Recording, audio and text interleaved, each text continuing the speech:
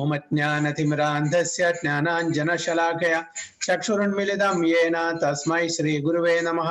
श्रीचैतन्यमनोभीष्टं स्थापितं येन भूतले स्वयं रूप कदा मह्यं ददान्ति स्वपदान्तिकं वन्देऽहं श्रीगुरुं श्रीयुतपदकमलं श्रीगुरुं वैष्णवांश्च श्रीरूपं साग्रजातं सगणरघुनाथान्वितं तं सजीवं साद्वैतं सावधूतं परिजनसहितं कृष्णचैतन्यदेवं श्रीराधाकृष्णपादान् सगणललिता शिविशाखान्वितंश्च हे कृष्णा करुणा सिंधु दीनबंधो जगत्पते गोपेश गोपिका कांता राधा कांता नमोस्तुते तप्त कांचन गौरांगी राधे वृंदावनेश्वरी विषभानुसुते देवी प्रणमामि हरिप्रिये वाञ्छा कल्पतरुभ्यश्च कृपा सिन्धुभ्येव च पतितानां पावनेभ्यो वैष्णवेभ्यो नमो नमः।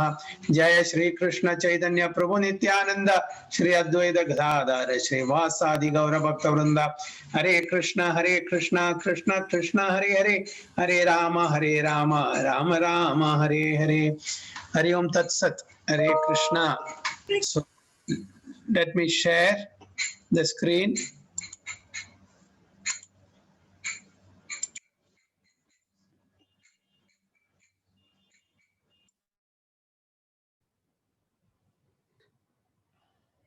Prabhu, you are on mute, Prabhu. Yes. So chapter 720, Prabhu. 720, right? Yeah, you just read once and you told you will explain it today, Prabhu. Okay. So we'll read it once again. So welcome all the devotees for today's Bhagavad Gita class. We are reading from Bhagavad Gita as it is, chapter 7, text 20. कामैस्तैस्तैर्हृदज्ञान प्रपद्यन्ते अन्यदेवता तं तं नियममास्थाय प्रकृत्या नियतः स्वया। मयूरी माताजी। हरे कृष्ण प्रभुजी। हरे कृष्णा। कामैतैर्हृतज्ञान प्रपद्यन्ते अन्यदेवता तं तं नियमम् आस्थाय प्रकृता नियता स्वया। Translation. Hare Krishna, Prabhuji. Hare Krishna. Those whose intelligence has been stolen by the material desires surrender unto the demigods and follow the particular rules and regulations of worship according to their own natures. Report. We have read it. I think we did not explain it much, right? Yes, Prabhuji. So those whose intelligence has been stolen by material desires surrender to demigods and follow the particular rules and regulations of worship according to their own natures. So it is very clear from this verse that Lord Krishna is telling, whoever desires material, benefits, or who are after material benefit, they surrender to demigods. So they are worshipping demigods. And there are certain ways to worship demigods. They follow according to their own natures. What is that? How do they acquire the nature, the particular nature?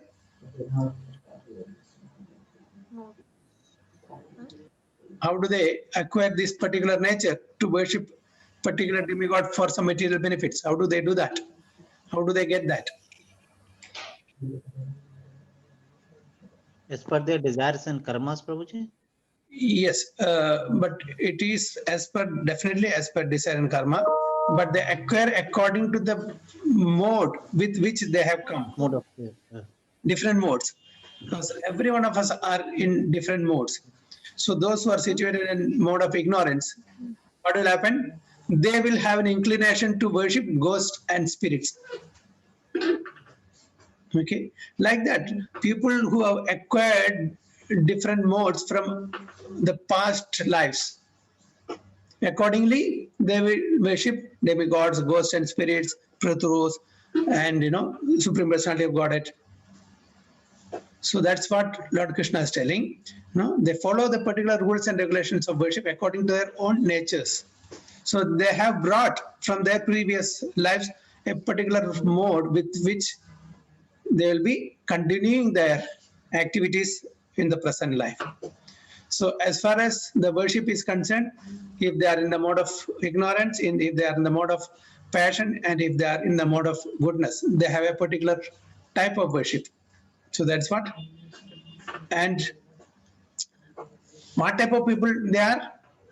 Who worships the demigods, especially here it is mentioned about the demigod worshippers. So those demigod worshippers, their intelligence has been stolen by material desire. Who will approach the demigods? Because they want some material benefits. So such people are categorized, one whose intelligence has been stolen. So they are not of, good intelligent class people. Because after getting this material body, it's a very good platform for self-realization. We are not utilizing that. So if we go after some material benefits, so what's the point of getting this material body, which is very, very rare to attain? So that's what Lord Krishna emphasizes here. We have enjoyed all these material desires in our many, many earlier lives in different forms. We were aquatics, we were trees and plants, we were animals, we were insects, birds, many, many species we have gone through. And we have enjoyed materially in our senses in different forms. So an intelligent person will not engage or indulge again in material sense gratification after attaining this human form. So this is what Lord Krishna wants to tell Arjuna, because Arjuna was also on the platform of sense gratification by not fighting. Then some may ask, not fighting means, is it sense gratification? How is it coming sense gratification? Fighting maybe is sense gratification. Not fighting is sense gratification. How is it? How can we explain that?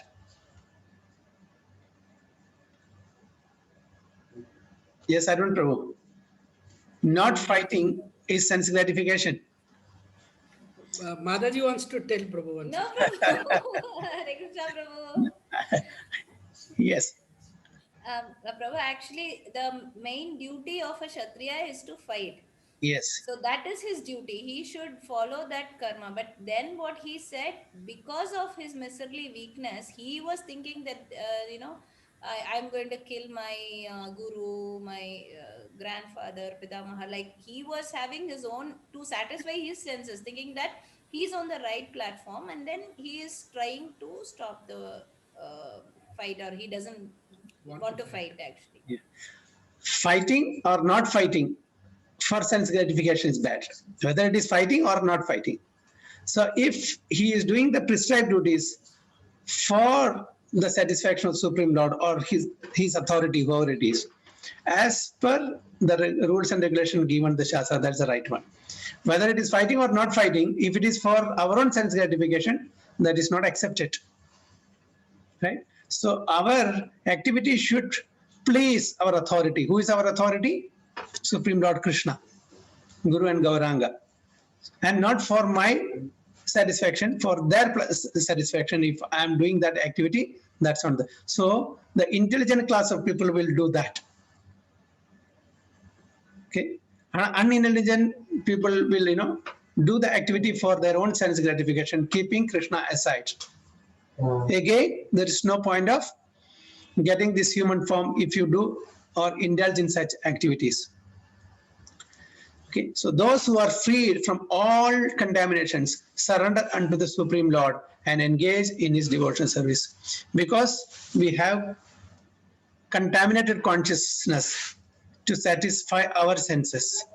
Okay, everybody is, around this I, me, and mine formula. Okay, I, me, and mine. I is first, me, then mine. So Krishna is not in the center. If Krishna is kept in the center, if every one of us want to satisfy him or engage our activities for his pleasure, there will be no dispute, there will be no enviousness, there will be no problem whatsoever. We can very harmoniously function in the society. But unfortunately, everyone has their own agenda, hidden agenda. I want to satisfy my senses, you want to satisfy your senses, and others want to satisfy their senses. So if Krishna is in the center, and every one of us want to satisfy him, then there will be no problem at all. So this is what is emphasized here. Those who are freed from all material contamination surrender unto the Supreme Lord and engage in his devotional service. As long as the material contamination is not completely washed off, they are by nature non-devotees.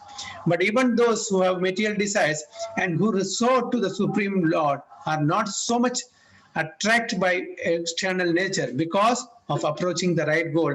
They soon become free from all material lust. In the Srimad Bhagavatam, it is recommended that whether one is pure devotee and is free from all material desires, or is in full of material desires, or desires liberation and material contamination, he should in all cases surrender to Vasudeva and worship him, as stated in Srimad Bhagavatam 2.3.10. So this is, very important verse. Whether we have material desires or not, if we are worshipping the Supreme Personality of Godhead, Sri Krishna, we are on the right path. Even if we have material desires, it's no problem. Akama sarva kamova moksha kama udahridi tivrena bhakti yogena yacheta purusham param. So whether we have akama, non material desires, sarva kama, all the material desires, moksha kama, for liberation. Again, what we have to do? We have to intensely worship the Supreme Personality of Godhead. Yajeta Purusham Param. Less intelligent people who have lost their spiritual sense take shelter of demigods for immediate fulfillment of material desires. So this is generally those who are in the lower modes of material nature. They worship the demigods for some petty material benefits, thinking that it is going to last forever. It is eternal. They are not going to look. We may get some temporary benefits because their department is created in such a way, if we please them, they will give us some small benefits within their authority. But it is not going to last long. It is not eternal. Generally, such people do not go to the Supreme Personality of Godhead because they are in the lower modes of nature, ignorance, passion, and therefore worship various demigods. Why? We are scared that if we go to Lord Krishna, even we have something, the so-called something good will be taken away by Krishna. What is that so-called something good? It is good for our satisfaction, sense gratification, but it is not good for our spiritual advancement. So he may take it away. Okay, just like the other day I was listening to Jagat Sakshi Prabhu. If you dip in Ganga, we'll lose all our sinful reactions. But if you dip in Yamuna, we will lose not only sinful, all the pious reactions also. So people will be, whatever piety I have, that also will be. So I will not take a dip in Yamuna. Isn't it? So that's similarly, people, who are after material sense gratification, if they come to know that the Lord, if you worship the Supreme Lord Krishna, he will even take the so-called good thing from us. That means he is purifying us. We should have zero balance. No piety, no impiety. Only then we'll be eligible to go back home, back toward it. We have no impiety, but so much of piety. We'll have to come back. But still, we are within the confinement of this Dukhalayam, this jail. Only thing is, we are within the confinement of jail with some, good TV, AC, and sports facilities, leisure facilities, but within the confinement. We don't understand that. That's the only difference. Yes, Parag Prabhu, you want to say something? Yeah, Prabhuji, which was the third river actually? This story, there were three rivers, no, Prabhuji? Yeah, Saraswati, Ganga, Yamuna, Saraswati. What Saraswati says was she will not take anything. Saraswati said, I don't want to be here. I just want to. Yeah, she did not agree. That's why she is Gupta. That she would not want to the part of. Yeah, that's why she is not visible on the surface of the earth. Only she meets in Prayag along with other two rivers. Thank you. So this is it. Okay, following the rules and regulations of worship, they are satisfied. The worshippers of demigods are motivated by small desires and do not know how to reach the supreme goal. But a devotee of the Supreme Lord is not misguided. So a devotee very well knows, if he approaches the Supreme Personality of Godhead, what is the benefit? So generally, a devotee who has intelligence will not approach the demigods. Why? Because they're clever, they're intelligent. Sumedha means very, very intelligent. It's not that we are not, we are not considering the demigods. We are giving the due respect to the demigods. Okay. At the same time, we will not approach them for any material benefits. We give due respect as the empowered representative of the Supreme Personality of Godhead, whoever it is. We will not disregard them or disrespect them. By respecting them as per their position, we will worship the Supreme Personality of Godhead. Because we know that only that worship only can purify us from our pious and impious results. So the worshippers of the demigods are motivated by small desires and do not know how to reach the supreme goal. But a devotee of the Supreme Lord is not misguided, because in Vedic literature there are recommendations for worshipping different gods for different purposes. Okay, so why people are misled? Because in the Vedic literatures, dharma, artha, kama, moksha is given. Mainly, most of the Vedic literature, deals with this dharma, artha, kama, moksha.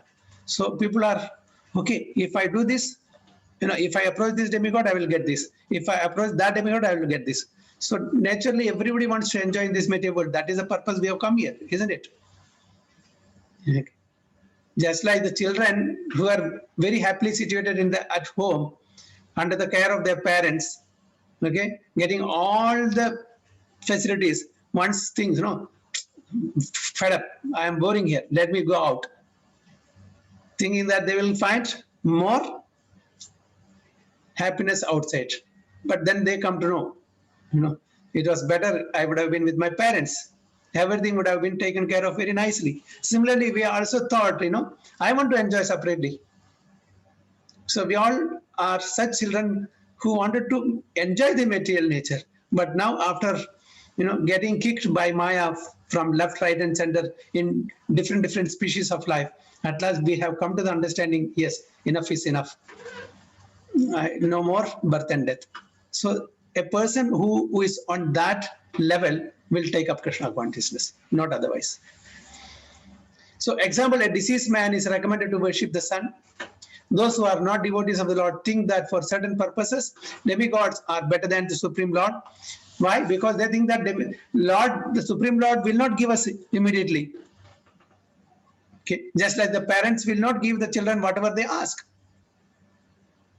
Okay, but the shopkeeper will give anything and everything if you provide him the money. Similarly, so people will think that, if I go to Supreme Lord Krishna, he will not award me. So let me go to Lord Shiva, Brahma, or Muruga, whoever it is. But a pure devotee knows that the Supreme Lord Krishna is the master of all. In the Chaitanya Charitamrita, Adi Leela 5.142, it is said, Ekale Ishvara Krishna Ara Sabha Bhritya. So there is only one Supreme Person. That is Krishna. Ara Sabha Bhritya. Rest all are servants. Only the Supreme Personality of Godhead. Krishna is master and all others are servants. Therefore, a pure devotee never goes to demigods for satisfaction of his material needs. He depends on the Supreme Lord, and the pure devotee is satisfied with whatever he gives. So, any comments or questions on this?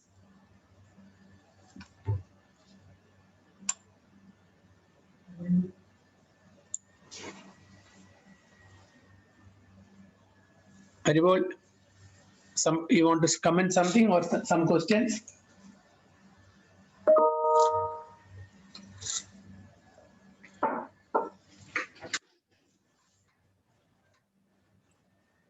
We'll go to the next one, Prabhu.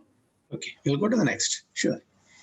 So is it clear why we should worship only Supreme Lord? It is not to disrespect other gods. So you have to understand that very clearly. We are not disregarding or disrespecting anyone for that matter. We know their position. They're all exalted devotees. But as far as we are concerned, in this human body only we can go beyond this Janma Mrityu Jara Vyadhi. So we should take advantage of that. That's only, it's not that demigod, just like in any government department or any private department office, there are different personalities responsible for that particular department, right? But the honor is the final authority. So when we have a chance to approach the honor directly, of course, through the Guru Parampara, okay, so why not do that?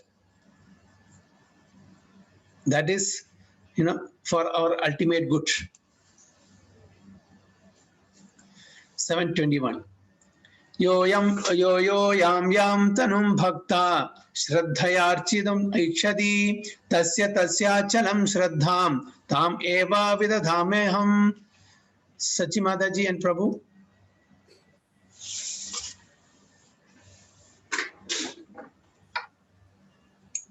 Yo yam tanum bhaktaha shraddhayarchidamichati tasya chalam shraddham tam eva vidadhamyaham. I am in everyone's heart as a super soul. As soon as one desires to worship some demigod, I make his faith steady so that he can devote himself to that particular deity. Very good. So Lord Krishna is telling, okay, what is telling? I am in everyone's heart as a super soul. As soon as one decides to worship some demigod, I make his faith steady so that he can devote himself to that particular deity. So who fixes the mind of such people who wants to worship demigods? Is only Krishna. Without Krishna's sanction, no one can even approach demigod also. It is he who fixes their minds on demigods, because that is the desire of that particular living entity. Since we have that freedom, okay, that free will, so tathastu. Okay, I want to worship so and so demigod for so and so benefit. Okay, if that is it, yes, tathastu. So be it. So he sanctions. So I am able to worship that demigod for that particular material benefit. Now, without his sanction, even worship of demigods is also not possible. Why then? Some may ask, why you should sanction that? Why you should sanction that? You should not sanction if that is not good. So what's the answer?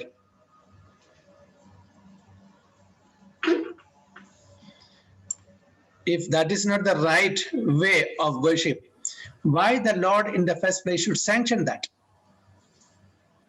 Because of our free will, Prabhuji, because we want to enjoy with our free will. Yes, because of our free will, because our so and so, he doesn't want to intervene in our free will and desire. So it has to come from within. He cannot compel. He cannot forcefully say, you worship me only. If that was the case, he would have kept us in spiritual world itself. He wouldn't have sent here. Isn't it? He didn't want to intervene or interfere in our free will. He wanted a love that is naturally coming, not forcefully coming. The children have their freedom to love their parents or not. Okay, you cannot demand, you have to love me. You have to forcefully, you have to love me. Can we do that? Is it love? No. So it has to come from within. That is real love, affection. Similarly, the Lord also wants us to voluntarily serve him, willingly serve him, not that compulsorily or forcefully serve him. That is not love or service. So if that is the living entity's desire, so be it. So he gives sanction. Okay, till the time you want to enjoy the material world by getting some petty material benefits from my own authorized representative, you go for it. But when you understand that this is not the ultimate aim of human life, then you will come to me. So God has given independence to everyone. Therefore, if a person desires to have material enjoyment and wants very sincerely to have such facilities from the material demigods, the Supreme Lord, as super soul in everyone's heart, understand and gives facilities to such persons. There are some people who will argue sometimes, I've heard, it's not that we are doing the activity. Okay, Lord makes us do the activity. Is it so? Now, many people have said, Hari ka ichha hai, Hari ka ichha hai, and He makes us. He is the one who makes us do that. Sitting as Paramatma in our heart, He makes us do a particular type of work. And I have no control in it. I am not responsible in that activity. Do you agree with this? Who is responsible for my action? Is it Lord because He is sanctioning it? Who is responsible? Who has to take the responsibility and accountability? Actually, Prabhuji, yes, only. Yeah. But many people. Shloka says, Ahankar Brahma Atma karta hai meti mannate. Yes, everyone knows without His sanction, not even a blade of grass can move. Definitely. But is He responsible for my activity? Then how can we say that He makes me do that? It is because I am an independent soul. Everyone is individual. Okay.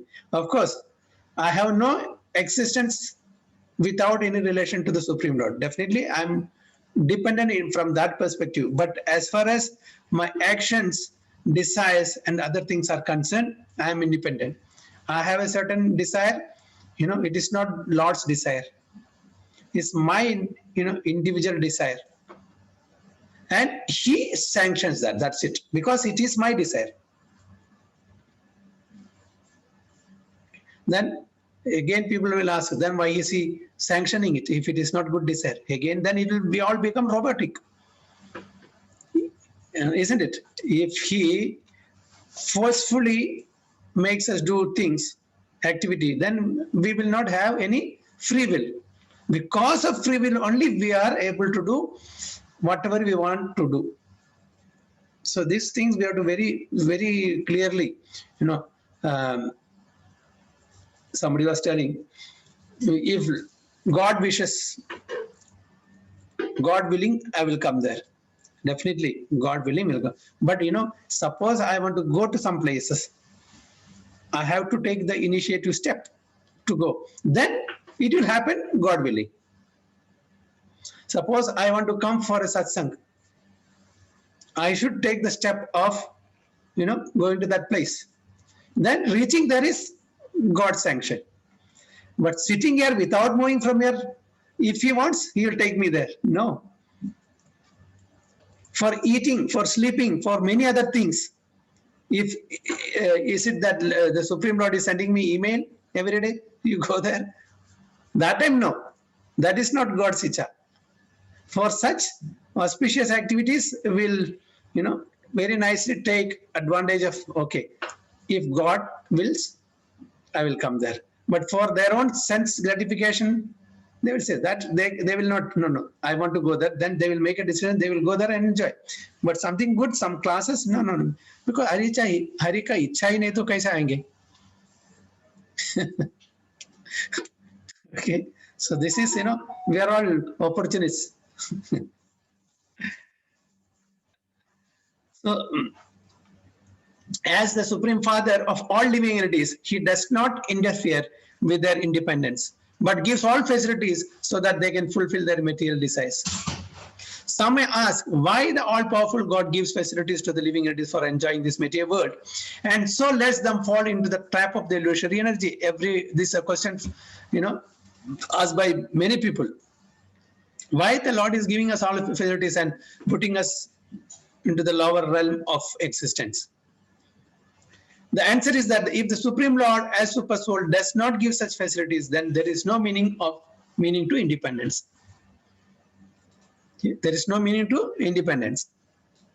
Therefore, He gives everyone full independence, whatever one likes, but His ultimate instruction we find in the Bhagavad Gita.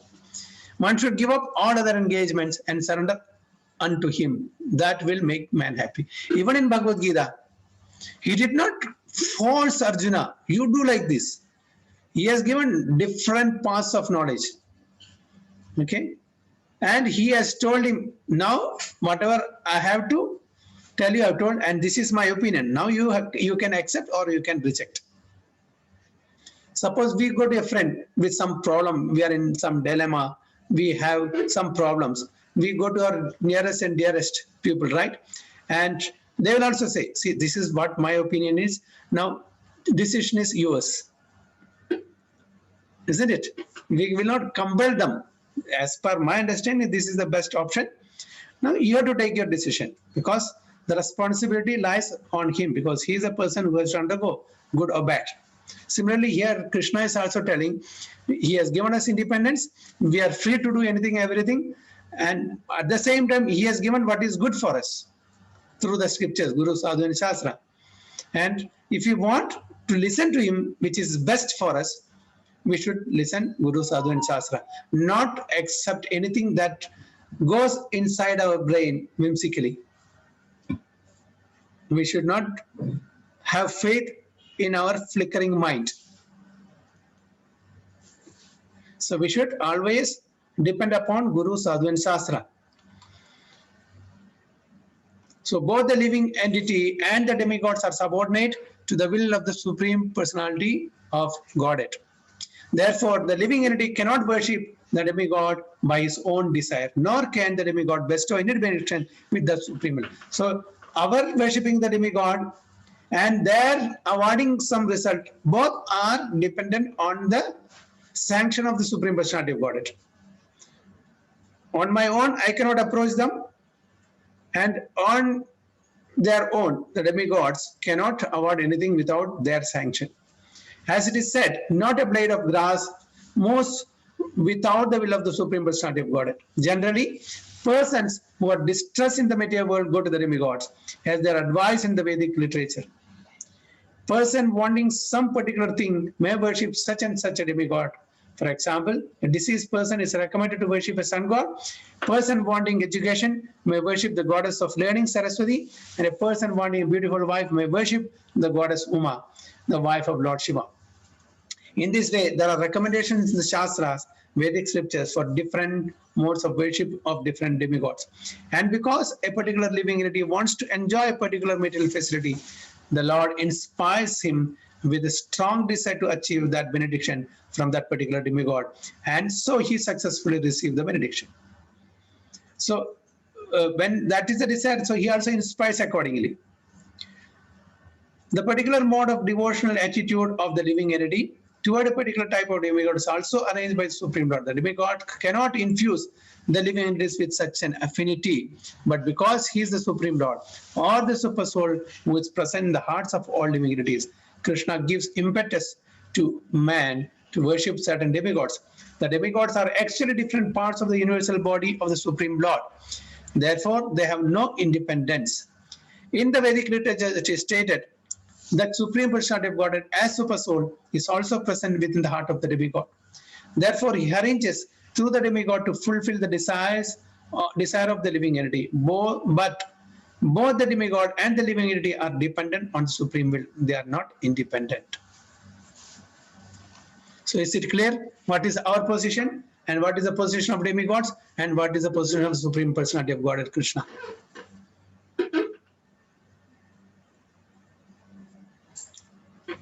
So any comments?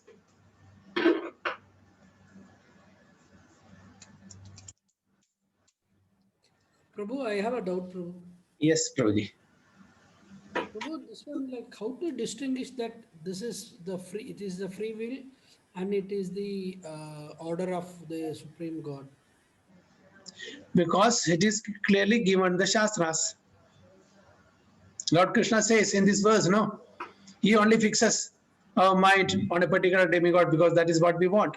So he only says this, Lord Krishna says, and all the saintly personality says, the scripture says.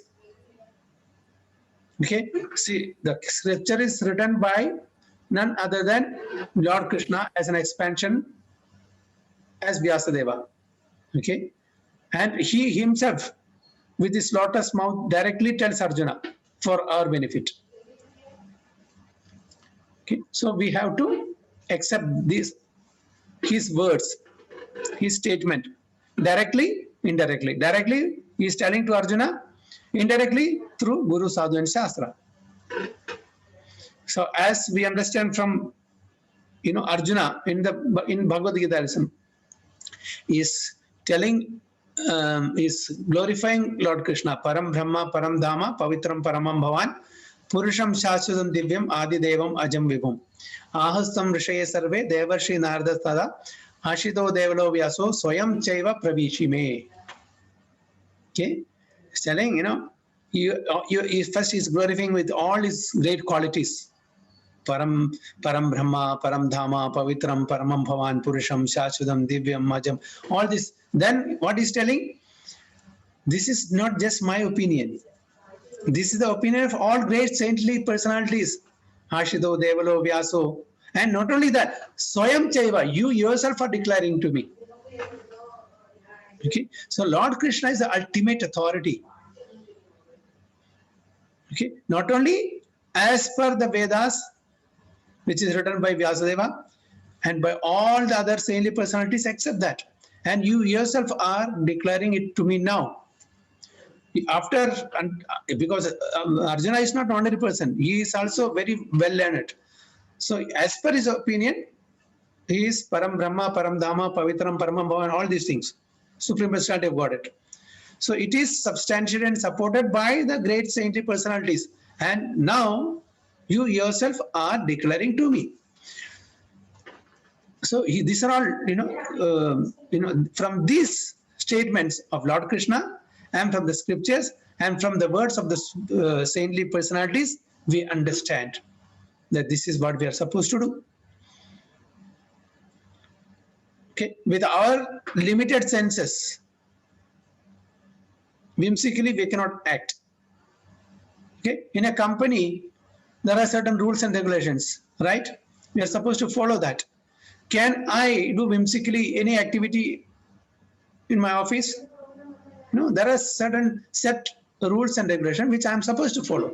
Here in the material world, as human being, we are supposed to follow certain rules and regulations. What is the ultimate goal? To attain the ultimate goal, we have to follow certain rules and regulations. That is what is given in the scriptures and again repeated by the acharyas for our benefit. But this knowledge is not given to any other species, to animals or to aquatics or trees and plants. It is only given to human being. That's why in the Vedanta Sutra, it's also Athato Brahma Jinyasa. Now let me inquire, because in other forms of life it is not possible to inquire. The inquiry power is not there. You can inquire. You are asking why. Why I am suffering? Can we ask? Why only he? Why not me? Why is rich? He is rich. Why I am not rich? Can an elephant ask this question? Or can a tiger ask this question? Can a dog ask this question? Why he is very handsome, very stout, very strong? The one elephant is asking the other elephant, or the tiger is asking the other tiger, or the dog is asking, why am I not like a tiger? Can they ask this question? They cannot ask this question, but we can ask, why Arun Prabhu is billionaire? Why I am not billionaire? I can ask this question, isn't it? So this free will is only for human beings. And since we have this free will, we are responsible and accountable for all the activities that we are doing. Is it clear, Prabhuji? Prabhu. Thank you, Prabhu. Parag Prabhu, anything? I just think, Prabhuji, free will is only for the women, no, Prabhuji? They can only ask it. I was just, seeing some small clip about Corona. Corona is like a new, like a wife, he's telling. Initially, we fight. Later, we will live with it.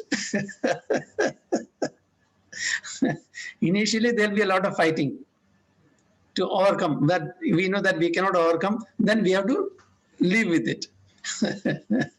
So,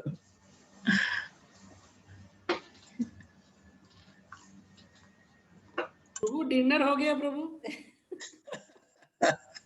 I don't eat in the Purushottam month. Dinner nahi hai.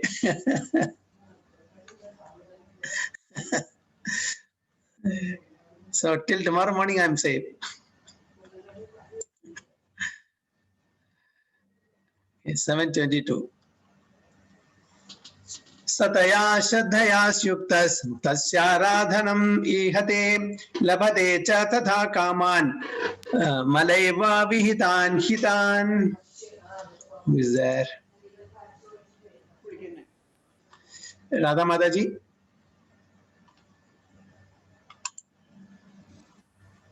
Hare Krishna. Hare Krishna. Sataya Shraddhaya Yuktas Tatsyaradhanamihate Labhade cha tata kaman mayeva vihitan hitan. Hari is there? Hare Krishna. Hare Krishna. Endowed with such a faith, he endeavors to worship a particular demigod and obtains his desires. But in actuality, these benefits are bestowed by me alone. Hare Krishna. Very bold.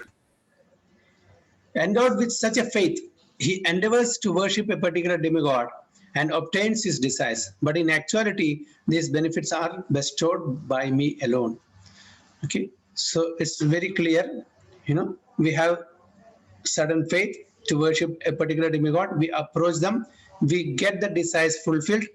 But ultimately, this is sanctioned by whom? By the Supreme Lord only. And because they have been authorized to award that particular, within their realm of authority. So whether we are directly approaching the Supreme Lord or indirectly approaching through the demigods, the sanctioner is the Supreme Lord. The demigods cannot award benedictions to their devotees without the permission of the Supreme Lord.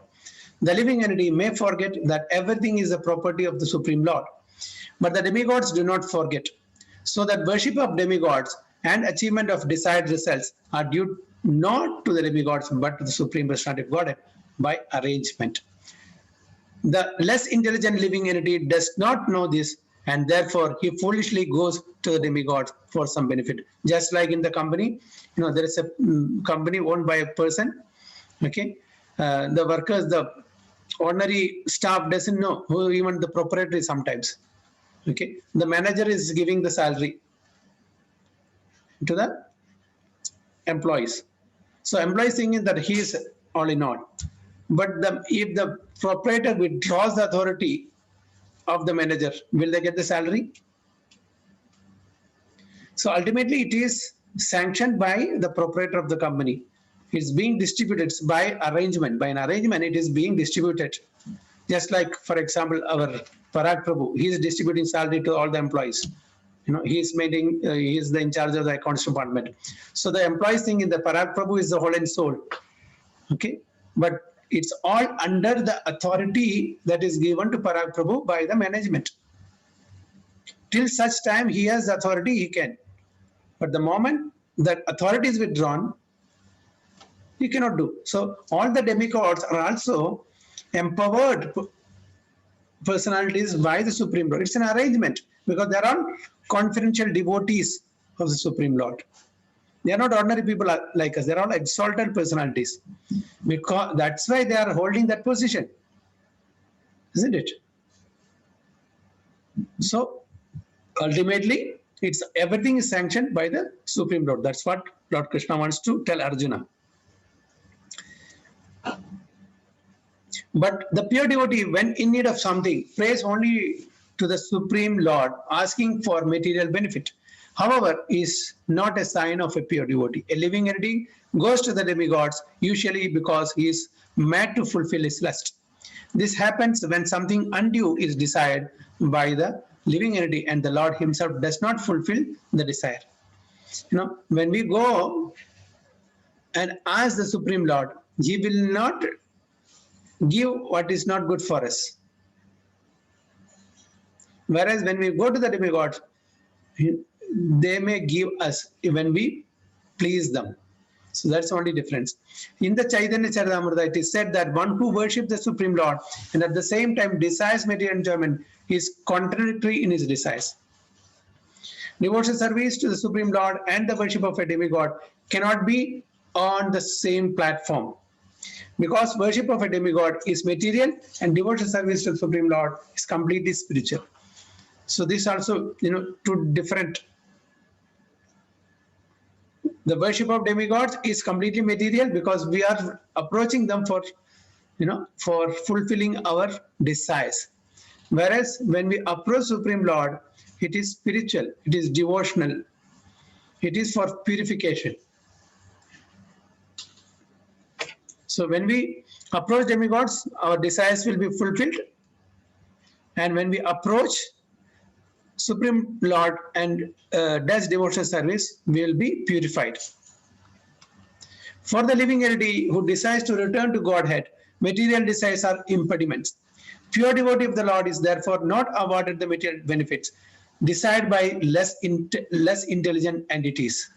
See, a pure devotee of the Lord is therefore not awarded the material benefits desired by less intelligent living entities, who therefore prefer to worship demigods of the material world rather than engage in the devotional service of the Supreme Lord.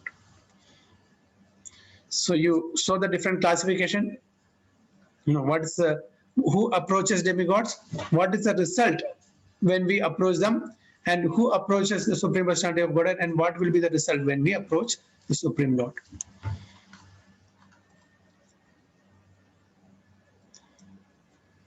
Hare Krishna, Prabhuji.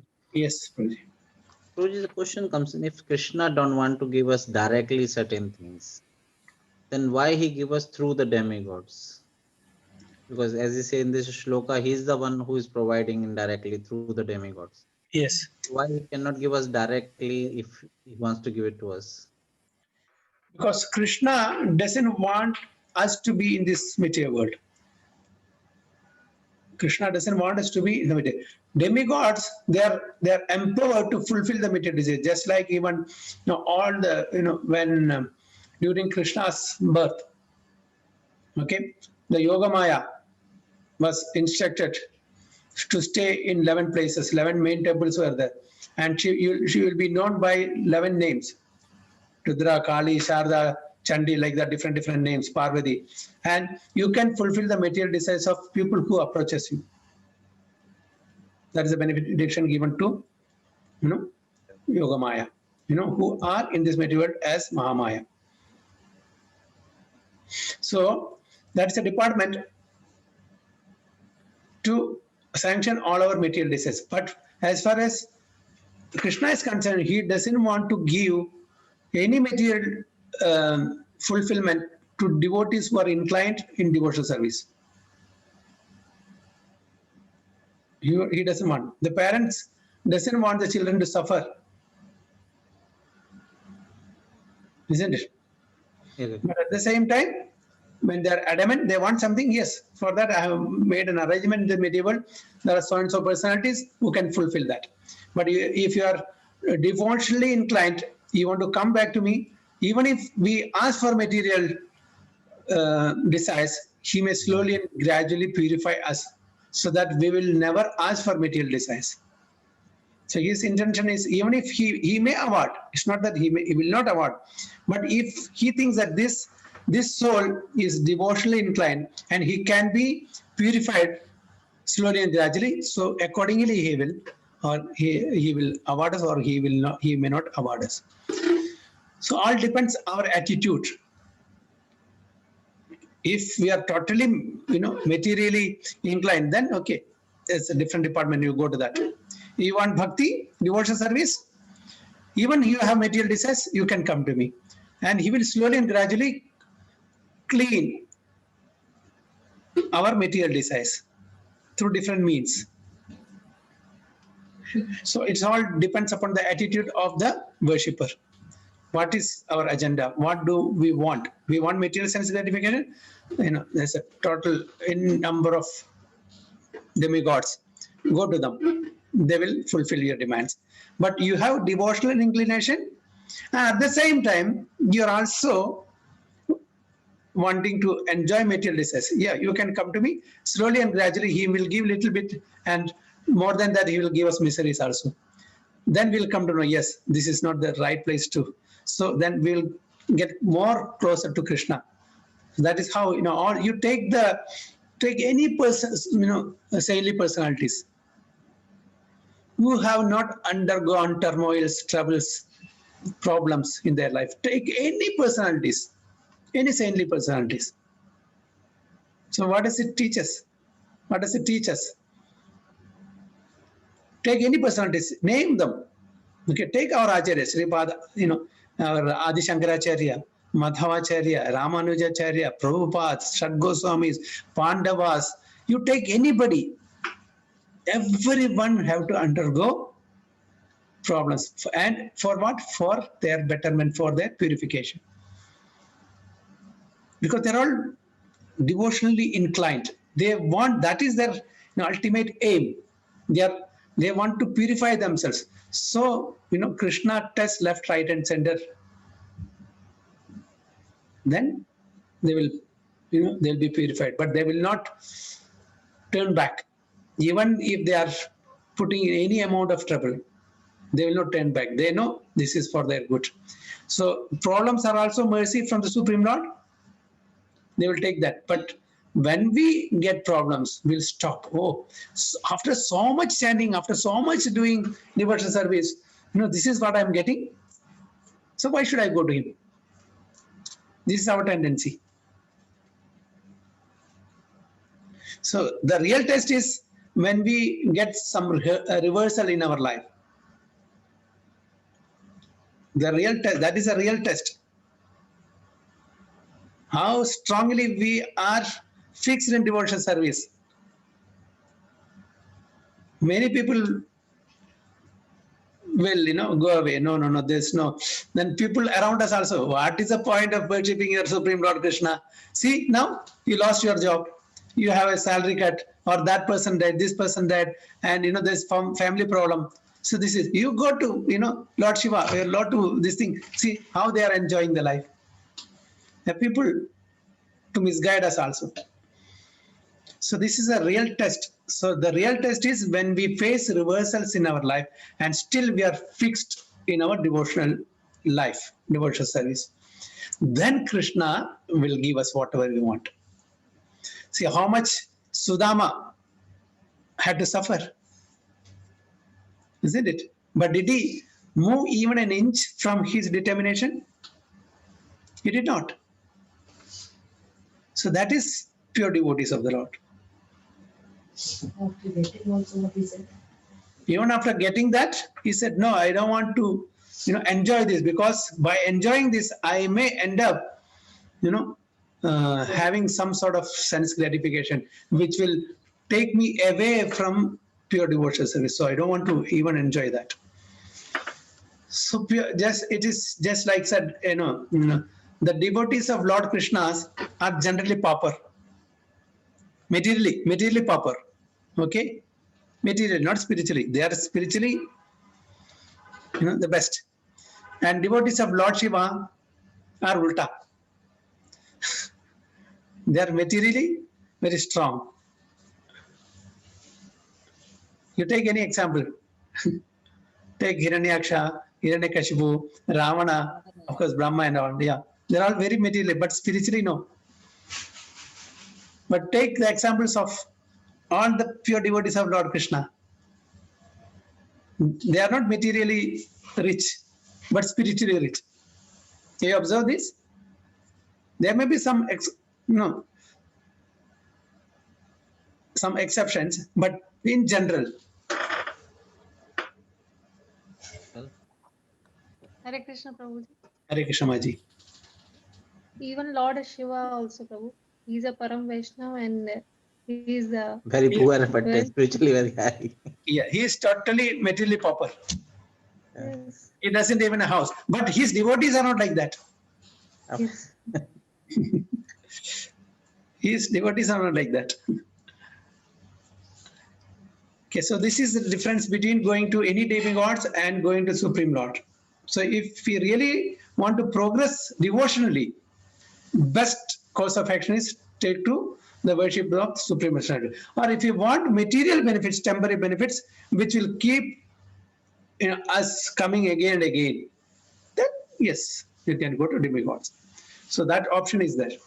That's why the Vedas deal with dharma, artha, kama, moksha mainly.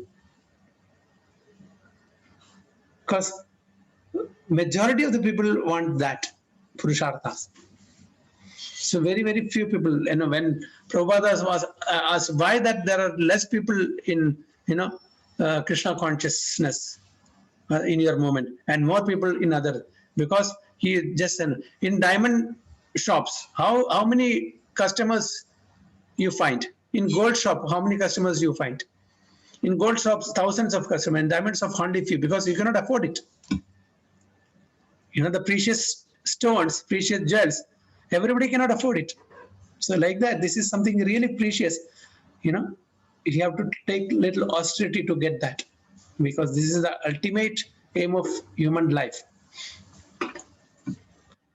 Hare Krishna Prabhuji. When we Yeah. talk about the moksha, it means merge to the Brahma Jyoti. Yes, that is also, the lower. Lower. So for the living entity who decides to return to Godhead, material desires are impediments. Pure devotee of the Lord is therefore not awarded the material benefits desired by less intelligent living entities, who therefore prefer to worship demigods of the material world rather than engage in the devotional service of Supreme Lord. So this is the reason that pure devotees doesn't approach the demigods. They know very well whatever they are getting from the demigod is temporary, and it is not serving the purpose of human life.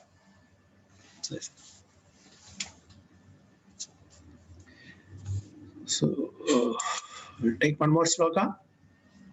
723. Andavattu phalam tesham tadbhavati alpamedasam devan devaya jo yanti madbhakta yanti mamapi. Okay. Deeptimati Mataji. Hare Krishna Prabhuji, Dandavat Pranam. Dana Pranam. Antavattu phalam tesham tatbhavati alpamedhasam devan devayajo yanti madbhakta yanti mamapi. Translation. Translation: Men of small intelligence worship the demigods, and their fruits are Limited. limited and temporary. Yeah. Those who worship the demigods go to the planets of the demigods, but my devotees ultimately reach my supreme planet. Very good. So men of small intelligence worship the demigods, and their fruits are limited and temporary. Those who worship the demigods go to the planets of the demigods, but my devotees ultimately reach my supreme planet. So Krishna very clearly says that whoever worship the demigods are categorized men of small intelligence. Now we have to decide. We should be in the category of small intelligent people or high intelligent people. One thing. And second is the fruits that are offered by this demigods are limited and temporary. Okay. And third, that if we worship the demigod, we go to their planets, which is within this material universe. So what is the problem? We have to come back again after enjoying there, for so many years. We have to come back again and start from scratch. But my devotees ultimately reach my supreme planet. So what is the benefit of reaching his planet? That is reuniting with our Supreme Father, where we have no anxieties, shoka, moha, bhaya, nothing is there. We are free from all. No, lamentation, okay, no anxiety, no fear, nothing is there. So in that place we will live eternally. So that these are the differences. Those who are worshipping demigods are having small intelligence, and the fruits are limited and temporary. But who worships me will come to my abode without any anxiety, fear, lamentation, and so on and so forth. Some commentators on the Bhagavad Gita say that one who worships a demigod can reach the Supreme Lord. But here it is clearly stated that the worshippers of demigods go to different planetary systems where various demigods are situated, just as a worshipper of the sun achieves the sun, or the worshipper of the demigod of the moon achieves the moon. So just like when we take a ticket from Abu Dhabi to Mumbai, for example, okay, where is the destination? Mumbai. Where can I go? I can fly from Abu Dhabi to Mumbai. I cannot go to New York. Can I? Is it possible? Exactly like that. Okay. When I take a ticket to the moon planet by worshipping that moon, I cannot go to the Vaikuntha. It's not the same. For that, there is a different method. There's a different ticket. We have to apply for that ticket. So Lord Krishna very clearly says, whoever worships the demigod, they will attain their kingdom, their planet, which is again temporary, which is again this material world. But when we worship him, the Supreme Lord, we will go to his abode, and the descriptions of that abode is very clearly given in the Brahma Samhita, Srimad Bhagavatam, many other literatures.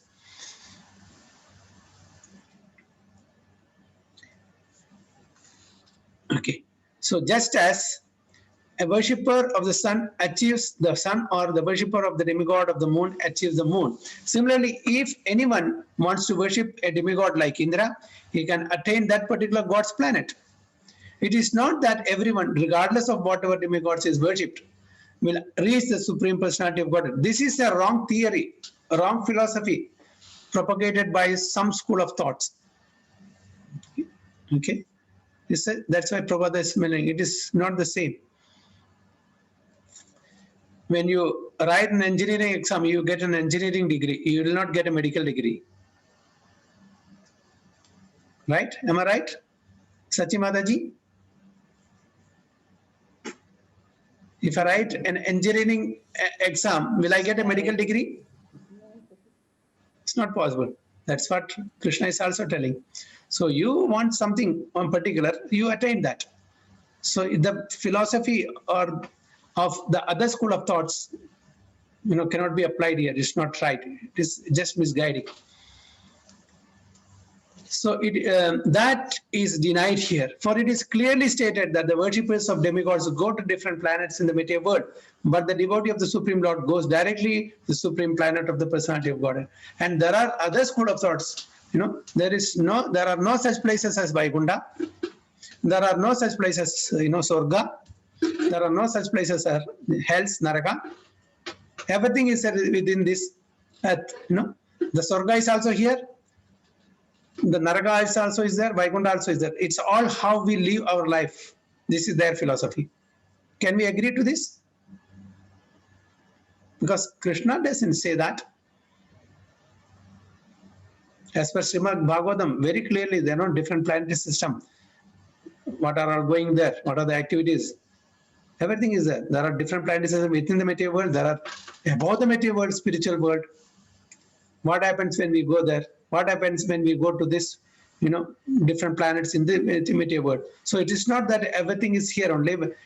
Some people, you will live like in Vaikuntha when your lifestyle is like that. And you are in hellish condition when your lifestyle is like that. There are no hells, no heavens, no spiritual world. That is their philosophy and theory. We cannot agree that, because that is not what Lord Krishna says here. Here the point may be raised that if the demigods are different parts of the body of the Supreme Lord, then the same end should be achieved by worshipping them. However, worshippers of the demigods are less intelligent because they do not know to what part of body food must be supplied. Some of them are so foolish that they claim that there are many parts and many ways to supply food. This is not very sanguine. Can anyone supply food to the body through the ears or eyes? They do not know that these demigods are different parts of the universal body of the Supreme Lord. And in their ignorance, they believe that each and every demigod is a separate god and a competitor of the Supreme Lord. So these are all mistaken ideas. Since the demigods are different parts of the body of the Supreme Personality of Godhead Virat Rupa. So whether you worship demigods or Supreme Lord, ultimately the end result is same. No, it is not. Because the Virat Rupa, the body, is just given for our understanding. This material world is actually Sarvam Khalvidam Brahman. Everything is Brahman only. There's nothing matter as such. So that is Virat Rupa. And the demigods are the different parts, different limbs of that Virat Rupa. And this Virat Rupa is temporary manifestation, just to instruct the atheistic mentality people that there is some superior power in this material world. So this Virat Rupa is not there in the spiritual world. And the Paramatma is not there in the spiritual world. These are all manifestations of the material world only. So Prabhupada is warning us not to follow such theories or philosophies. It's not taking us to the right direction. Not only are the demigods parts of the Supreme Lord, but ordinary living entities are also. In the Srimad Bhagavatam, it stated that the Brahmanas are the head of the Supreme Lord. The Kshatriyas are his arms, Vaishyas are his waist, and Shudras are his legs. And all serve different functions.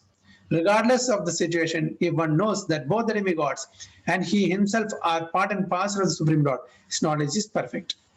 But if he does not understand this, he achieves different planets where the demigods reside. This is not the same destination the devotee reaches. So not only the demigods are parts and parcel, even the other living entities are also parts and parcel of the Supreme Personality of Godhead. The results achieved by the demigods' benedictions are perishable because within this material world, the planets, the demigods, and their worshippers are all perishable. Therefore, it is clearly stated in this verse that all results achieved by worshipping demigods are perishable, and therefore such worship is performed by the less intelligent living entity. Because the pure devotee engaged in Krishna consciousness in devotional service of the Supreme Lord achieves eternal blissful existence that is full of knowledge. Its achievements and those of the common worshipper of the demigods are different. The Supreme Lord is unlimited, his favor is unlimited, his mercy is unlimited. Therefore, the mercy of the Supreme Lord upon his pure devotee is unlimited. So ultimately, Lord Krishna is telling us to take the right path, not to get misguided with different philosophies. Okay? So the human form of life is awarded to us, which is very, very rare. Only in that form can we achieve the ultimate goal of life. So for that, we have to follow the instructions given in the scriptures, and especially Bhagavad Gita and Srimad Bhagavatam. No? And so we have to take the right philosophy, the right bona fide Guru Parampara, not whimsically given by any person. Okay, so if you want to get the right knowledge, we have to follow the right parampara system, the right sampradaya, then we'll get the right knowledge. We will not be misled or misguided. Is it clear? Any comments or questions?